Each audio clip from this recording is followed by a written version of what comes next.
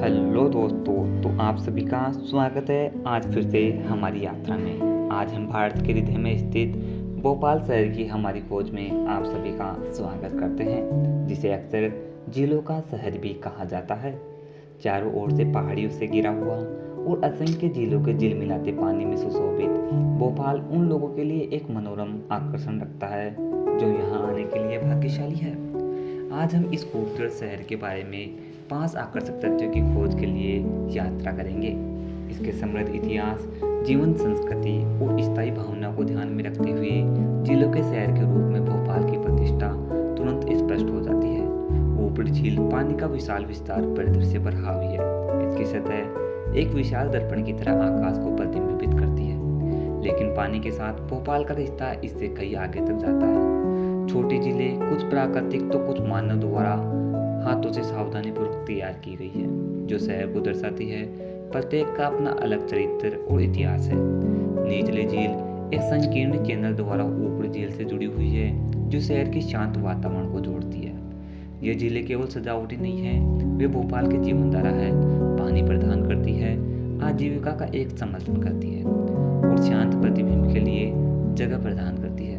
Bhopal city के सामने शानदार ढंग से उभरी हुई ऊंची मस्जिद, जो भारत की सबसे बड़ी मस्जिदों में से एक है। इसकी ऊंचाई, मीनार और विशाल प्रांगण एक समृद्ध मुगल वास्तुकला विरासत की बात करते हैं। मुख्य प्रार्थना कक्ष के अंदर गर्म भारतीय सूरज की रोशनी में जटिल नक्काशीदार बलुआ पत्थर से बना मस्जिद का गुलाबी मुखौटा सुरुचिपूर्ण सादगी में एक अध्ययन है।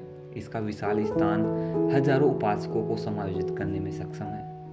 ताज्जुब तो इस बात का है कि यह धार्मिक विविधता और विश्वास की स्थायी शक्ति के प्रमाण के रूप में भी खड़ा है। भोपाल की कहानी सदियों पुरानी है, जब महान राजा भोज ने इस भूमि पर शासन किया था। एक दूरदर्शी नेता और कला के संरक्षक राजा भोज ने शहर पर एक अमिट छाप छोड़ी है। उनका नाम आज भी श्रद्धा द्वारा सुना जाता है, जो उनकी स्थायी विरासत का प्रमाण है।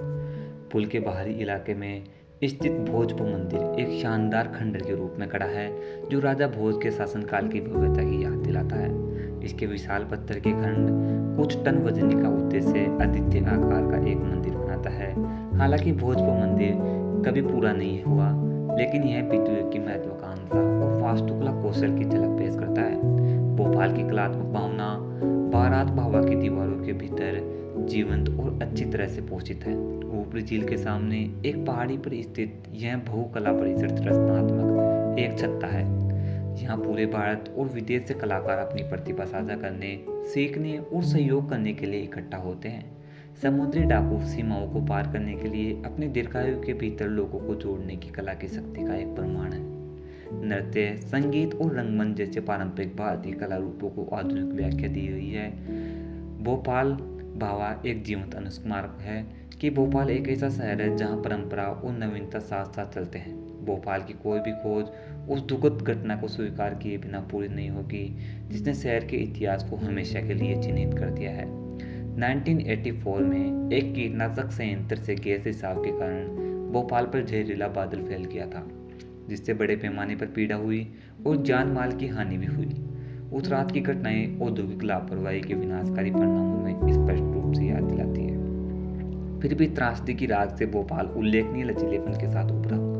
शहर ने आपदा के दीर्घकालिक स्वास्थ्य प्रभावों को संबोधित करने के लिए और सुनिश्चित करने के लिए अथक प्रयास किया कि ऐसी त्रासदी दोबारा न हो। भोपाल की कहानी मानवता की अदम्य भावना, विपरीत परिस्थितियों से उभरने और पुनर्निर्माण की क्षमता का एक प्रमाण है। जैसे ही भोपाल के माध्यम से हमारी यात्रा समाप्त होती है, हम इस उल्लेखनीय शहर के लिए प्रशंसा की गहराई भावना से भर जाते हैं। इसकी शांत झीलों, वास्तुकला चमत्कारों से लेकर इसके जीवंत कला दृश्य और अटूट लचीलेपन तक, भोपाल हमारे दिलो दिमाग पर छा गया है। हमें उम्मीद है कि भोपाल की इस झलक ने आपको आकर्षण शहर के बारे में और अधिक जानने के लिए प्रेरित किया होगा और शायद आप स्वयं एक यात्रा की योजना भी बना सकेंगे।